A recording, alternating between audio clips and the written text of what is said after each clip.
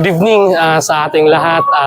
Andito kami ngayon sa plaza at bago ko simulan, gusto ko munang batiin kayo in advance na Merry Christmas sa ating lahat, kasi it's already December at andito kami ngayon. Gusto ko magpasalamat sa mga kapatiran na isinama nila ako sa kanilang prayers at ngayon ay ako na yung magaling. Kunting sipon na lang, kunting ubo na lang at nagpapasalamat ako na napakabuti ng Diyos na tayo ay kanyang binibigyan ng lakas, enough as strength para ating maipalaganap ang gospel. And ngayon, gabing ito, naipalaganap namin ang ebanghelyo through tracts distribution at kunti na lang yung natitira. So ito yung binigay namin ngayon. So very fitted sa celebration ngayong December kasi magpapasko nga.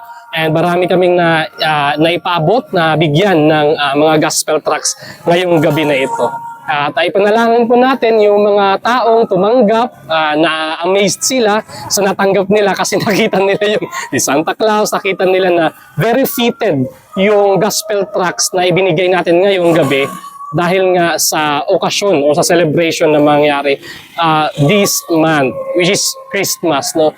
So pagpatuloy niyo po kaming ipanalangin, isama sa prayers at naway let's take this opportunity to bring the gospel to the people nang sa gayon ay tunay na ma-realize, maunawaan nila kung ano nga bang essence, ano nga bang ibig sabihin ng Pasko o ng Christmas. So it is not just about the gifts, it's not just about the family gathering, it's ultimately about Jesus Christ na 2,000 years ago who became man, no? Nagkatawang tao siya para siya ay maging kabayaran, maging offering, no? Maging love offering ng Diyos to save His people. Let's continue to do this command to bring the gospel to the ends of the earth. So God bless atin at again, Merry Christmas and advance Happy New Year.